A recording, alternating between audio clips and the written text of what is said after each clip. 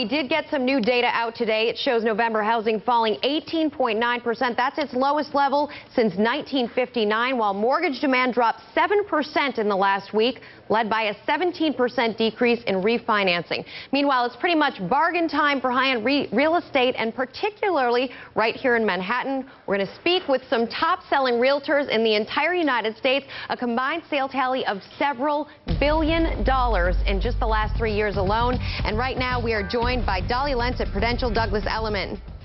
And Paula Del Nuncio at Brown Harris Stevens. Welcome to the program, ladies. So why is it so much easier to get something cheap at the top end right now, Dolly?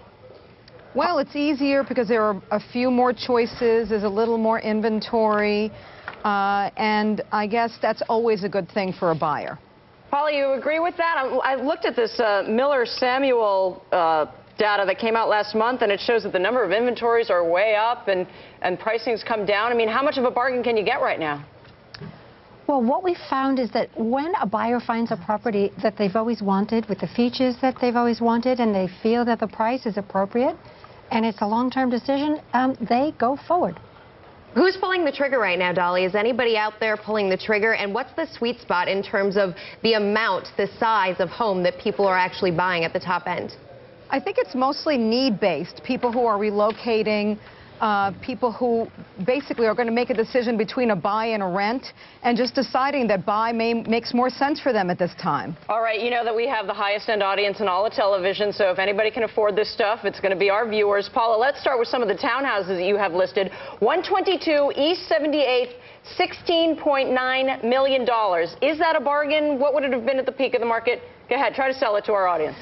Well, what makes that house extraordinary is that for an unrenovated property, it's 36 feet wide, it has 6 levels and a basement, in excess of 15,000 square feet, so that at $16.9 million, it represents slightly more than $1,100 a foot.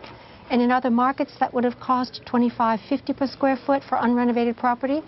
So that would indeed be quite a bargain. For the viewers who don't live in New York, when we talk about townhouses, you have to talk about how wide they are. Those are one of the metrics that we're not used to in other parts of the country. Dolly, what's your top listing right now, and how much has it decreased in the last however months you've been holding on to it for?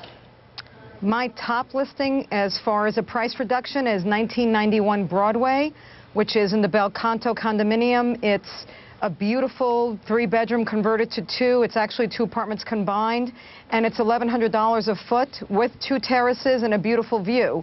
I mean, it's an absolute bargain. So much of the real estate market in Manhattan in particular, Dolly, at the beginning of this year was pushed up by foreign buyers coming in. Their dollars were weak relative to ours. Their currencies were weak relative to ours. How much of inflows are you seeing at this point by comparison to earlier in the year of foreign buyers coming in, and particularly in the Manhattan landscape buying? We're seeing actually a lot of foreign buyers. I mean, the dollar is still weak against most foreign currencies.